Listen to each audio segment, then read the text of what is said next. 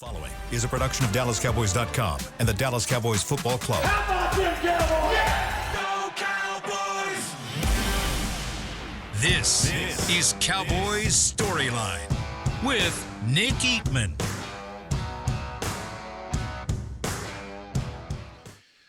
What's up, everyone? Welcome to Cowboys Storyline. It is Monday, November the 4th. I'm Nick Eatman, and we're going to talk about the Cowboys and the Falcons.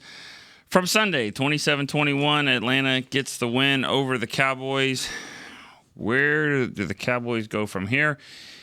It's going to be an uphill battle, obviously, at this point to get to where they want to be. Obviously, at 12-5, 3 straight years, and here they are at 3-5. Not where the Cowboys thought they would be, not where any of us really thought. And this Sunday's game was kind of, an example of what this season has been all season long. Just can't get out of their own way, making too many mistakes, starting off too slow, not enough time to come back, and then, oh, by the way, more injuries to key players. This time the offensive side of the ball gets it. Dak Prescott obviously out with a hamstring injury at the end of the game. We'll see what his status will be as we move forward here. CeeDee Lamb, shoulder injury. He fought through it. Jake Ferguson was limping around at the end of the game too. Just a really tough loss for the Cowboys on more ways than one. They don't win the game. They don't play well really in all three phases, and then injuries on top of it as well. So, all right, 888-855-2297 is the number to call. Give us a call. Give us a text if you want, 817-290-3298. All right, start us off here. And Josh in New Mexico is starting us off. Josh, what's up? Morning, Nick. How you doing? I'm good. How are you doing? I'm all right.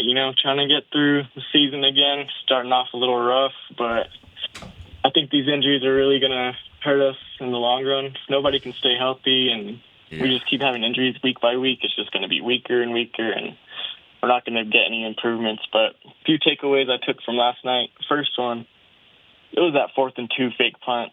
Like, come on. You're going to give freaking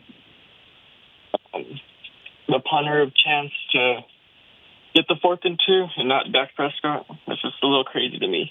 But yeah. Well, that one is hurting. I mean, I'm fine with the fake punt, and I think I'm okay with Anger throwing it. I didn't love him throwing it to C.J. Goodwin. I mean, you have Flournoy on the other side, who's an actual wide receiver. That's 2 weeks in a row they've gotten the ball to C.J. Goodwin, or they tried to at least, and it didn't work out. So I'm not really sure. Yeah, I'm with you though. 4th and 2. If you're going to go for it, let's just go for it.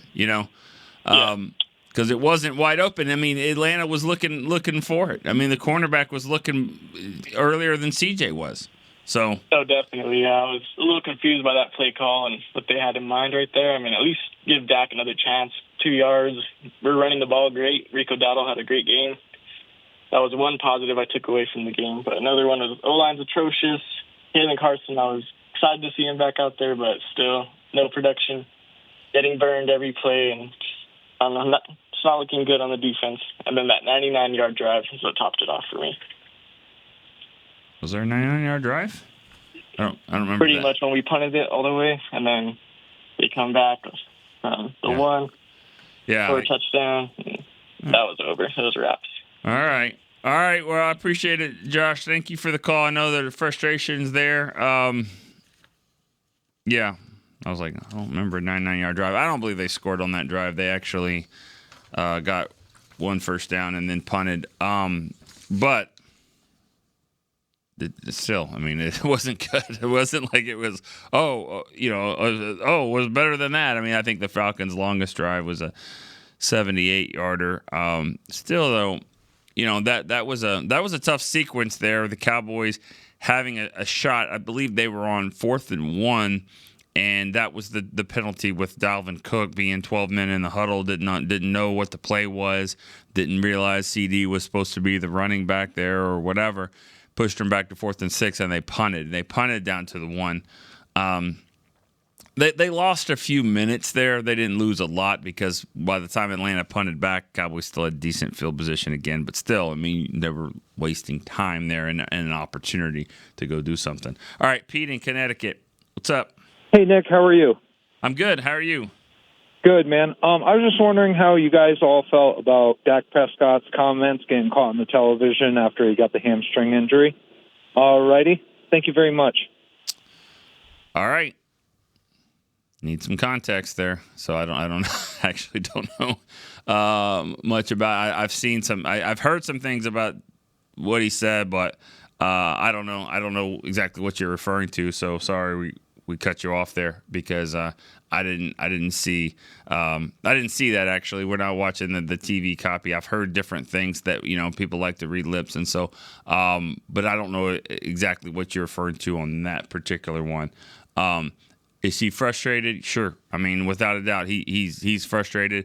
But if there's any kind of thought about maybe he's not all in, or he's not going to, he's given up hope or anything like that, I wouldn't waste any breath on that one. I don't think anyone's more committed to what's happening with this team, and that was evident back in training camp. So I mean, let's just kind of cut that narrative, whatever it is right now. He's frustrated because he feels like this team is better than what they are, and he sees a lot of the problems.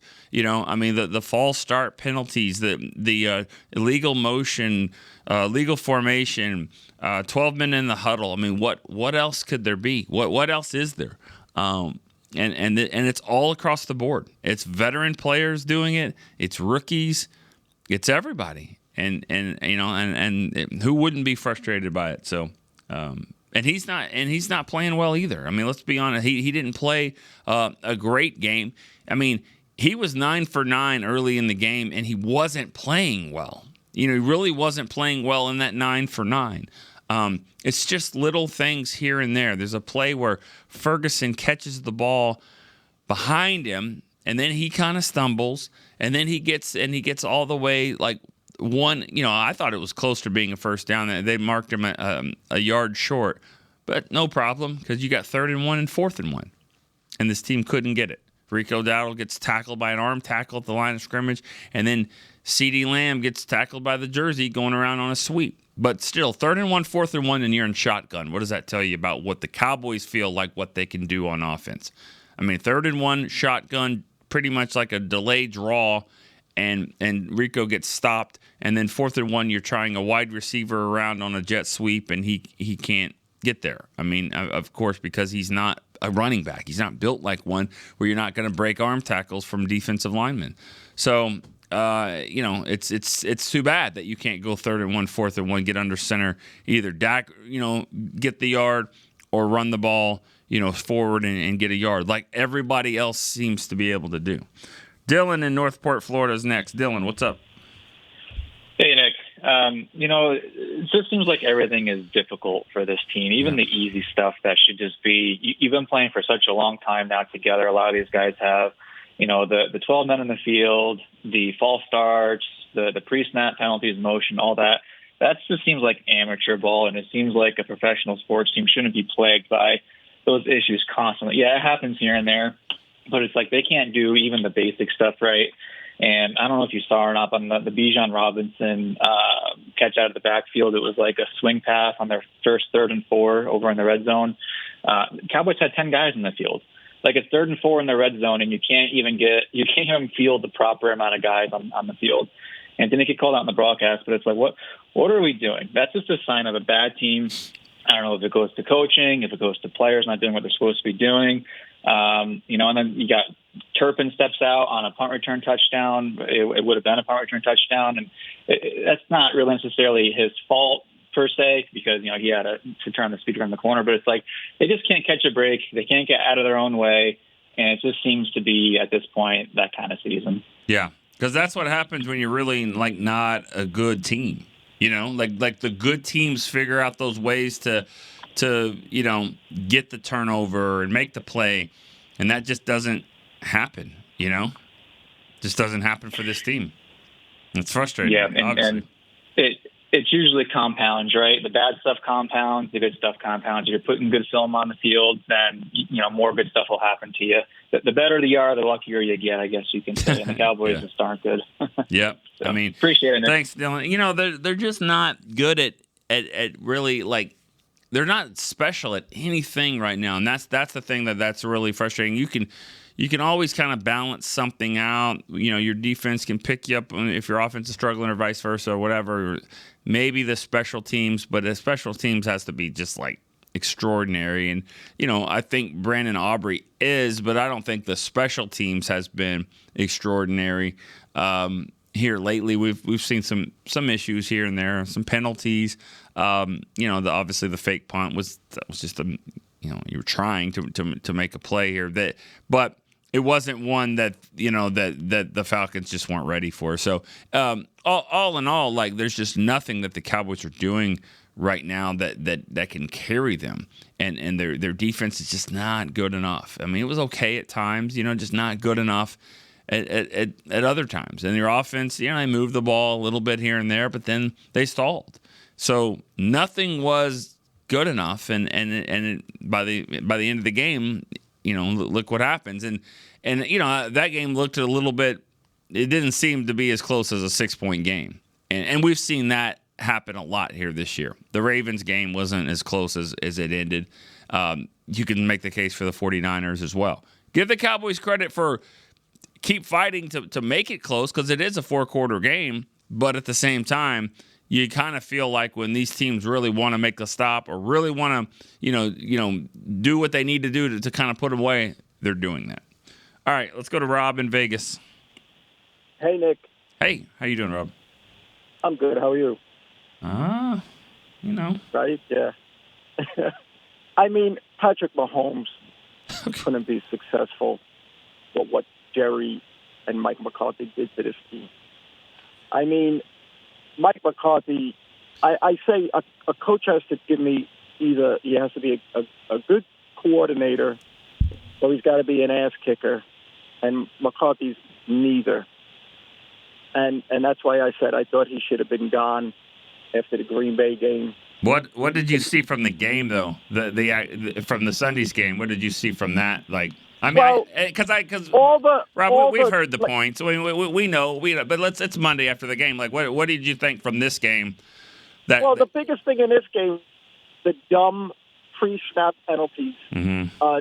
Dalvin Cook on 3rd and 1, and you're 12 men on the field. Guyton is just, they had Asim Richards in there for a minute. They should have left him in. Guyton is just not ready to be a starting left tackle. Steele just bad. And it's funny, Dak, I thought, did what we talked about. Yeah. He ran. He played like a young kid again. I thought he played good. He missed some wide open guys. Usually, when I hear them talk about, but the way they showed it, because I think Greg Olsen is the best in the game. He's really good. He's really good. It's unfortunate what happened. Well, he had to get replaced because Brady and all that. But he's really good. I mean, I watched him last night too. I was very impressed with his and stuff. And he's honest. Yep. It's just that Dak missed some guys open, but he's just not comfortable.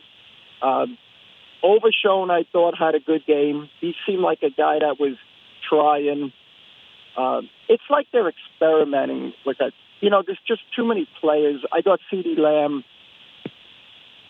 Yeah. I love how these players say they don't listen, but they do, because the knock on CD was, a little soft.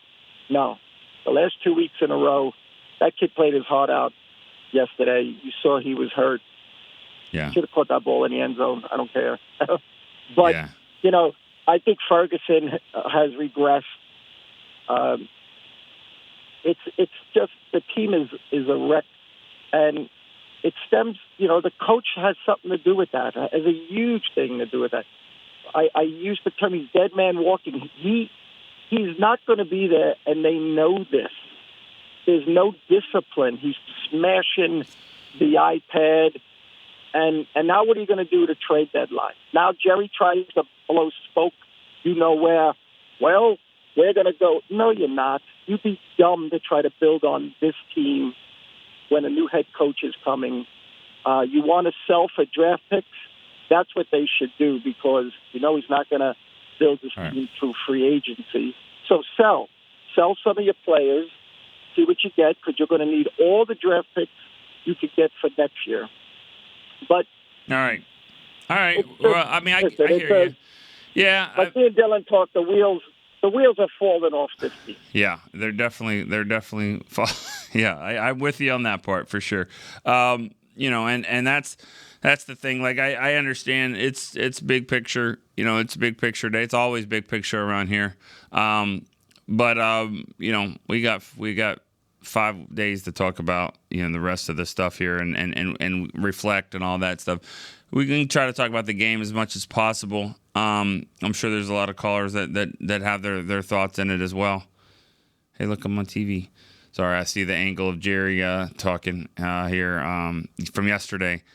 Just an emotional Jerry too. I mean, you could tell that this is I was actually sitting there next to him in that interview, and I thought back to this show and how many times I've heard Jerry doesn't care about winning, all of that stuff. All he cared about is making money, and I actually thought about that right then and there, and I'm like, watch this interview. Watch this and just see what you think. Like that football doesn't matter and the wins and losses doesn't matter. Sure, Jerry's a businessman. That's how he got the job. That's how he owned the team. That's how he got his money and all that stuff.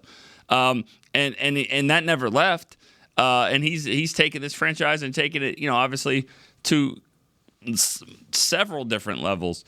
But when it comes to winning games, I mean that's never changed. And so just listening to him, and I don't know about if he's going to buy or sell. If you're going to buy. I mean, don't rent. I'm not for that. You don't need to be renting a player to try to get try to help this season and move along and all that. I don't think you would want to use a lot of draft capital to try to help this team when it's probably going to hurt your draft capital if you make them better. Now, if it's somebody that I've said this several times, if it's somebody that you think could be here long term or at least past this year and it makes sense, then I'm fine with that as well. But this was a team that yesterday was a tough loss in a lot of ways. It was tough. It was really hard on them. You could tell. It's hard on Mike. You see the frustration there more than ever. You saw Dak's frustration. You saw Jerry's. I don't know about frustration. You saw his emotions, though. It was an emotional, frustrating game. And, but no one feels sorry for him. The Eagles don't feel sorry for him. Here come the Eagles. And after that, Houston, those two franchises right there would love nothing more than to come and pile on and beat the Cowboys. So, they better figure it out real quick here. All right, let's go to Bob in Rio Grande Valley. Morning, Nick. Hey, Bob. Yesterday's game was a frustrating affair for certain. It was definitely frustrating for the head coach who was calling the plays. Mm-hmm. Basically, he was reduced to calling plays to try and keep us close so that we had a chance to win in the end. We're decimated by so many good players on injured reserve or just out injured. And let's be realistic, folks. Any hopes of the playoffs or anything beyond is that's pie in the sky at this point. Yeah. We're at the point where we got to be thinking about the future, and it's time for a fire sale. It's time to get as many draft picks tomorrow as we can. For next year. It's time to hold our better players, the ones that are healthy enough to carry this team to this point. It's time to give them some rest, save them for next year, and try and build for the future. With what we've got now, there's no point in trying to rent players. That's just not going to work. So you're saying sit players, like even the healthy ones, and try to rest up for next year? I'm saying keep them out of harm's way. We need to stockpile as many draft choices as we can. We need to have enough draft choices to be able to trade and swap. We need to be able in a position to go into next season's drafting very high and draft for the future. And the future meaning getting some of the best players in the draft that can come in and help this team immediately. Bob, do you think the coaching? Do you think if on that philosophy, do you think Mike McCarthy would be here next year? Yes, I do. I think Jerry Jones realizes that the problems that this team are having are not related to Mike McCarthy. They are not Mike's fault. Yes, I question his play calling at times, but I look at other teams that are playing on Sunday afternoon and Sunday night and Monday night and Thursday night, and I see the same thing in play calling. Mike is doing the best he can with what he's got. And if you don't have it to do with, what can you do? He's not responsible for players being injured or hurt. That's not his responsibility. Now, some of his assistant coaches, well, they're not doing their job. They're not getting. Look at Guyton. My gosh, what a disappointment that guy's been. You can't tell me that the problems that he's got are not coachable. They are. He's got too much talent. He was too good when he was at Oklahoma. And if he's not going to work out as a left tackle, then by God, put him on the right side and go from there.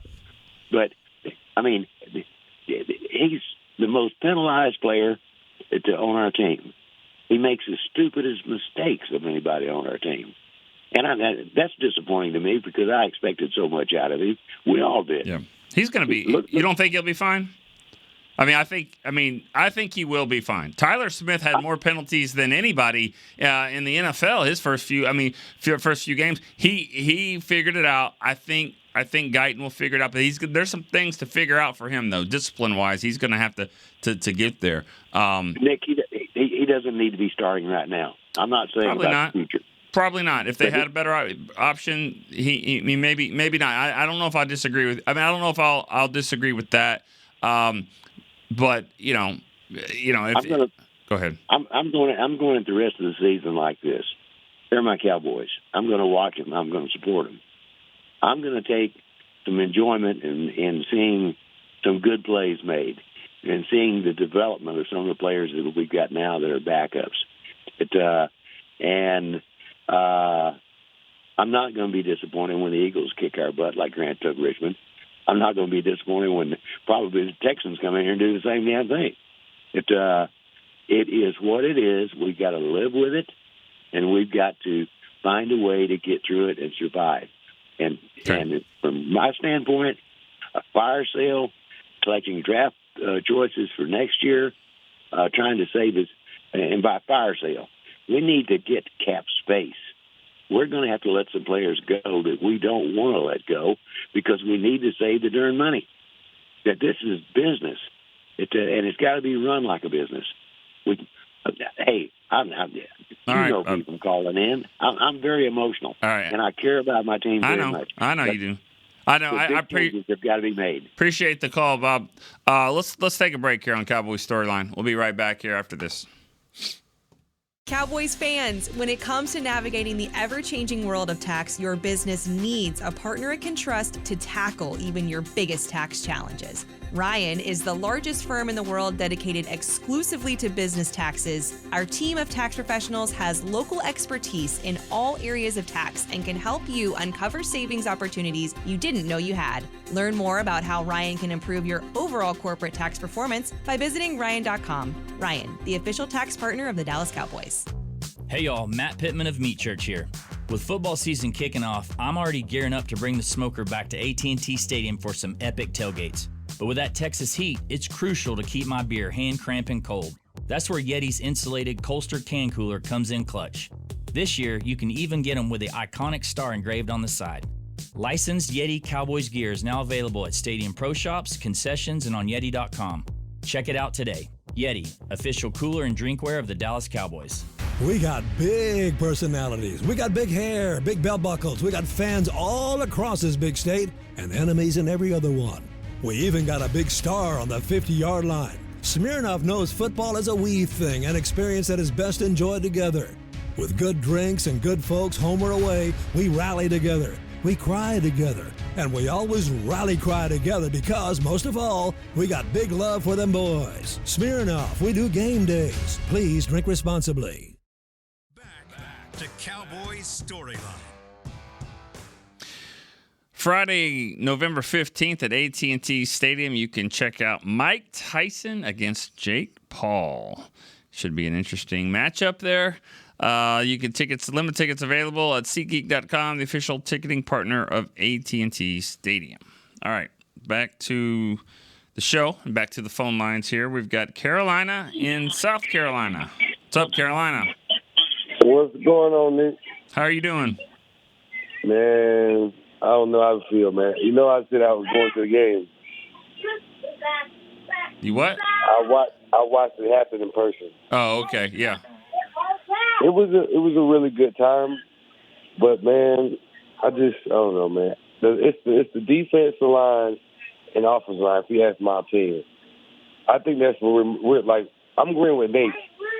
We can't. Okay, hold on, son. We can't do nothing if we can't get our offensive line and our defensive line together. There was a couple of plays where we were literally a sack away on fourth down, on third down, and it would have deterred the game multiple times. Penalties, like Rob said. You know, I want to disagree with Rob when he said that, you know, that Fergus he's what did he say? Regressed, yeah. He's regressed. I don't believe Fergus regressed. It's the fact that Dak has to run for his life, barely get the ball out. It's hard for him to catch the pass when he can barely get it out accurately or get some precision on it. Yeah. You know what I mean? That all plays a count. Now, I do want to say one thing. I always, you know, say Dak does a really good job at, you know, staying, you know, headstrong, and it's okay. We got to get better. How do you feel about him being, you know, video saying that we effing suck? Like, I just want to know your opinion on that. All right. Thanks. And I think that's what the thanks for the call. I think that's what one of the first callers was alluding to. Again, I didn't see that. But I mean, I don't have a problem with him saying that kind of stuff in the moment. I mean, if that's what he feels, if that's how he feels, I mean, you know, they weren't good. They weren't good yesterday. And you know, he thought this team would be a lot better than that. So to be at 3-5, you know, maybe that's his interpretation of that. If that 3-5 sucks, because it does suck. I mean, there's no doubt about it. It sucks. But you know, I just think it'll be real funny if the media and the fans jump on that comment and think something different from Dak when they probably said the same thing. If they feel that way, if they said that way, then let's leave it alone. I mean, he's the quarterback of this team. You know, he's held to a higher standard. But like I said before, nobody's more committed to the team than that. And if there's any way he can go play against the Eagles, he'll play. So I don't think there's anything. I think we're making way too much of that. You know, they, in his mind, he probably felt like they did suck yesterday. And I could promise you his feelings are that them sitting there at 3-5 effing sucks. So you add it all up together, it is what it is. I mean, I don't know. We can ask him about that next time he talks. Let's go to Travis in San Antonio. Hey, Nick, what's going on? How you doing? I'm doing good. I'm going to co-sign our quarterback's comments and say we bleep and suck. But, Nick, I'm going to say this. But your show is the best, and I'm going to hang my hat on that. So thank you. It's little things, and I'm taking the kind of approach like what you're getting at with that. Like, I'm not like putting too much. I've told some people that I actually appreciate him saying it because like it's sort of like, hey, he's with us. He's not. It's almost like he's not blowing smoke. Like they know where they're at type of thing. So it's kind of acknowledgement of like, all right, this is where we're at. We got to try and dig out of this. But do I think we're going to? Probably not. As far as the game goes, I mean, Rob and I disagree because I know he mentioned Jake regressing a little bit, but I've made the comment to a bunch of people that it's hard for him to have a progression type of season when he's your swing tackle, Nick, and he's having to help out both tackles every other play. Yeah. So, I mean, that doesn't really give him as many receiving options as the Kelceys and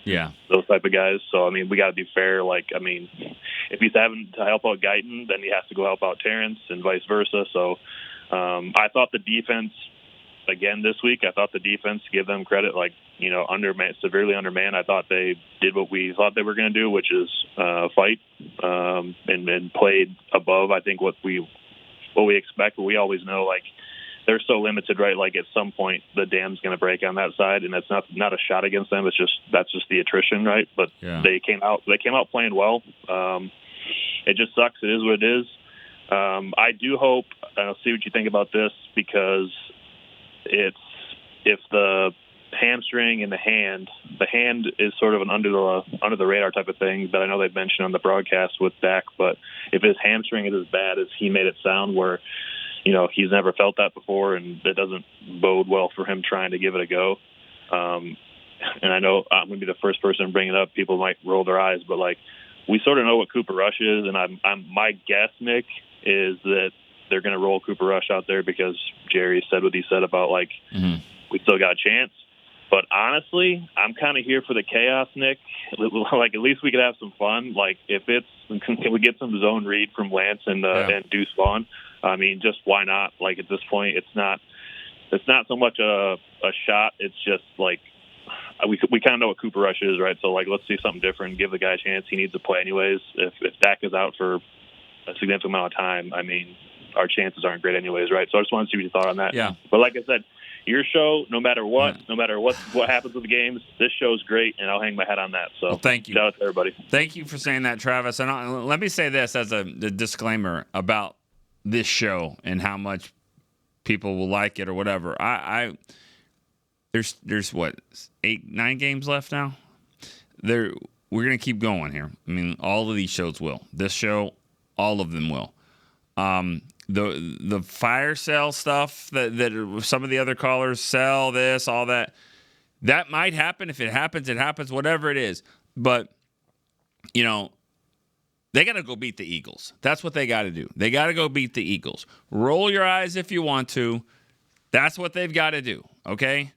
Those awesome Jacksonville Jaguars were knocking on the door to beat them in Philly. Don't tell me that it can't happen, okay? It can. Houston, they've lost a couple of games too, like the teams that they should. This is the NFL. Go beat Philly. So if Dak's not there, okay, well, Cooper Rush, you're the quarterback. But I'm with you, Travis. I would definitely start Cooper Rush if he has to play. If Dak doesn't play, I would start Cooper Rush. But my backup quarterback's going to play. Like, you're not taking Dak off the field on 3rd and goal from the 5 or whatever. I'll take Cooper Rush off the field and put Trey Lance in to do something different, do some things like that. Sure, I would do that. I mean, I would trick it up in that way. Your two quarterbacks could play in that scenario, so I would definitely be fine in a situation like that. Hope that doesn't happen, but if it does, it does. And, you know, we've seen the Cowboys rally around Cooper Rush before. The problem is that the defense right now isn't good enough to be the one to rally anybody. So that's going to be a problem there. But yeah, if it has to happen that way, then it has to happen. But my point is that my focus on this show will always be, I mean, we got to go eyes forward. I mean, as a fan, you can do that because you're a fan and you've been here. And your Cowboy fandom you're committed to it. So it's not going anywhere. Let's get better for next year. But these coaches, these players, they don't have that luxury, and none of us really do. So we're gonna keep focusing on that.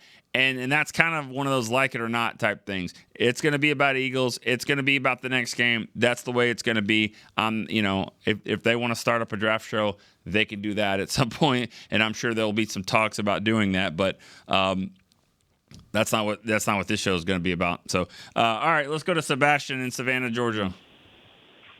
Good morning, Mr. Eamon. How you doing? Good. How you doing?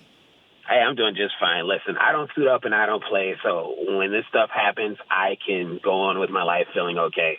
It's got to be tough for the players, seeing your leader get injured, seeing CD out there hobbling around. Yeah. So in your opinion, it's not time to hit the panic button unless we can't get it done this upcoming week, right? No, you can. Okay, what does that mean, though? The panic When I say button? Yeah, when I say hit the panic button, is the season through? Are we talking about putting, like they were saying earlier, putting Trey Lance on the field and stuff like that? Are we still in this? Because when we're not in it, then you hit the panic button, it's over with, and then you start talking about the fire sale and stuff like that. But the problem the that I have Cowboys feel like they're in it. Jerry McCarthy, they are still in it. They are in it. Okay. So the guys making the decisions and playing the game are in it. So fans can do whatever they want. I've seen it already this morning. They're done. Put a fork in them. That's cool. They can say that. They can move on to the NBA or whatever else they want to talk about because they can do that. But for the Cowboys, for the players making the decisions, and I mean the guys making decisions, the guys playing, they are in it. They're in it. So do you agree with the putting CD Lamb on the field at the end of the game when we were down 2 scores? I feel like had it been 1 score, I would have been okay with it, but he seemed really, really hurt. And don't you have to protect your player and your investment a little bit more than that from McCarthy's standpoint? I think the trainers make that call. I mean, they, again, a shoulder injury. We've seen it with Emmitt Smith, okay? I mean, most of the trainers that were there kind of like, all right, Emmitt, because it was a shoulder sprain. People have that. People deal with that. There's been a lot made about that game and that type of injury. Now, as a wide receiver going up to catch a ball, that's a little different. You're playing through the pain. I think that injury is one where it's probably not – you're not going to hurt yourself as much. If that was the case, they wouldn't have put him out there. We just saw it. We just saw it 10 minutes earlier with Dak, Yeah. So I think it's different types of injuries. And, credit him for going out there. I mean, for sure. There's a few guys that I think people think, oh, well, he just got paid. He's good, Diggs, CD. I mean, Diggs had a calf injury that it was a game-time decision. He lined up and played, All right. And I just have one last thing, right? With this whole coaching staff thing, honestly, we can't just keep moving on from coaches. You have to have some sort of continuity, but what I feel needs to happen is internally, from the front office on down, they need to sit down and have a real discussion about changing some of their thought processes, from how we approach free agency to how we approach the draft. Because 2 drafts in a row right now, they're not delivering well enough to get us over that hump, and I feel like we're starting to get left behind by a lot of the NFC. Everyone is caught up to us, and some people are even starting to surpass us at this point. So there needs to be some fundamental changes in the offseason going forward. But we can't just keep firing coaches because you got to think, if we fire McCarthy, more than likely Chris has to go with him, who's the secondary coach. He's a phenomenal secondary coach. The domino effect that's going to happen from getting rid of McCarthy is different from what happens when you get rid of a guy or you let someone move on, like the one who went over to Washington, which for Dan Quinn. Mm-hmm. Like when you let a Dan Quinn move on, it's completely different than firing your head coach. The domino effect could be very, very poor, and you're just going to bring a new guy into this exact same mess that we're dealing with right now. They're going to have to fix this slightly differently from moving on from a McCarthy. I don't think that that's the answer. But you guys have a great day. Right. Listen, for Cowboys Nation, man, we're all still breathing. We're all still doing well. Keep rooting for the team, and hopefully we can eke out some wins that maybe we shouldn't have, and we'll see how this ends. All right. Thank you. Thanks for the call, Sebastian. Let's go to break here on Cowboys Storyline. Come back for a few more phone calls. Discover Aiden, the official luggage partner of the Dallas Cowboys and Dallas Cowboys cheerleaders. Known for top-tier engineering and craftsmanship, Aiden offers more than just bags. Originating from Australia and designed in New York, it merges fashion, design, and culture. Used by Dallas Cowboys players, staff, and the entire organization, Aiden provides style and functionality for all travelers. Visit AidenTheBrand.com and use code AidenXCowboys for 25% off your purchase. Travel like your favorite stars with Aiden. Altec Lansing has been perfecting sound since 1927, bringing you decades of audio excellence to elevate your Dallas Cowboys tailgate ritual. Equip your next pregame with the Sound Rover 180 with 6 hours hours of playtime, built-in microphone, multicolor light modes, and a rugged exterior that's built to last. Visit alteclansing.com/Cowboys15 for 15% off your Sound Rover 180. That's alteclansing.com/Cowboys15 for 15% off. Altec Lansing, official audio partner of the Dallas Cowboys. Back to Cowboys Storyline.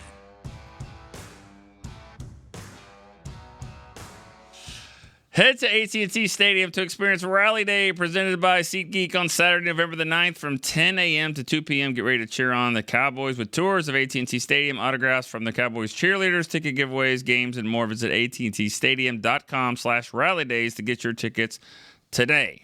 All right, back here for a few more minutes here. We can take a call from Chuck D in Bridge City, Texas. What's up, Nick? How you doing? I'm doing all right. Oh, yesterday was my 41st birthday, and I was Happy hoping the birthday Cowboys to you. Big Hey, present thanks, man. from the Cowboys. Yeah, I heard the caller say he was 80 the other day, and that his day and life kind of revolves around the Cowboys, watching all the shows, and that's kind of how my day was. I kind of was seeing what they were going to do. I told my kids, I said, let's see where they're at halftime. You know, that'll kind of see where we go. Let's go watch them at a place where I could watch it on TV and eat some wings or something. Well, 10-14, they kind of had me thinking, we're going to be all right. And what do? They get the ball, that first drive, and I don't know if that's when they had the fake punt or the 4th and 1 we couldn't get. Either way, we turned it over, and they go and score. And that's kind of how I feel the season's gone. It's Murphy's Law. Yeah. If something's going to go bad, it's going to go bad. For the prime example that 4th and 1, we need a yard, and the player who went and got in the offseason for that is not active because of his missing meetings or whatever it was. He didn't travel with the team. It just seems like this year's like that. Something's bad's going to happen. It is happened, and the one good win we had against the Steelers, I didn't even get to watch it because it was on at 12 o'clock at night. And that's just how it's gone this year. Yeah. All right. Well, yep. There's years like that. There's years that sometimes you catch lightning in a bottle. Sometimes every single thing goes against them, and it's happening right now. I mean, with these injuries. I mean, when you just think about just the guys that are banged up, that missed the game. Parsons, D-Law, Cooks, Bland, Nealand. Yeah, I'm probably missing some there, and then to have Dak and CD both banged up, it's just tough. It's when it rains, it pours. It really is. All right, let's go one more caller here. Robbie, Cocoa Beach, Florida. Robbie, what's up? Oh, Nick, we didn't do 42-17, man, like we were supposed to, brother. Is that what you picked? That's what I picked. I tell you what, though, man, I still got hope, man. I love Rob, and I love from Vegas and Dylan from Northport. They're all great. I disagree with the fire sale, man. You fight till the end, and our guys showed us that. I mean, look at CeeDee Lamb. He went out there and was playing. You could tell he was hurt. Yeah. And then you said it. It reminded me of Emmett, that 90s two against the Giants. It's great, man, to see that fight in them. So I still have hope, man. The season's not over. The games are too close. Any given Sunday, anybody can lead and win. But I want to say, the beginning of that game, that first series, we stopped them. I was like, oh, wow, defense looks pretty solid there. Yeah. Second series, we drove down the field. We marched. And I went, oh, man, we're going to score a touchdown. And we're going to get 42-17 It felt like different, I said. didn't it? Yeah, it did for a second. And then all of a sudden, kicking field goals again. Yeah. It's the running game, It's just the lack of. When you can't run. Yeah, you try. You're moving, then you run the ball and you get one and you get two or whatever, and that's what happens. It stalls it. Yeah, it does. You and I have both said it from the beginning of the season. Our run game stinks. Yeah, it's horrible. We need something. I don't know if that's the line or the running backs. Probably a combination of both. But we could use some help there. Yeah. Well, but please, no fire sale, Jerry. All right, we'll see what happens tomorrow. We got too many guys. Yeah, we'll see. We'll see if they do that. But I don't know. Jerry sounded like they were going to do something, add some pieces. So we'll see. We'll see what happens. If he does nothing, he'll be criticized. If he adds players, he'll be criticized. If he doesn't, he'll be criticized. I mean, it's the way it goes. All right. Beam and I figured it out. I think they found the sun is what he said. We found the sun. That's what I took. I saw the clip there. So there was a little kid missing. We found the sun.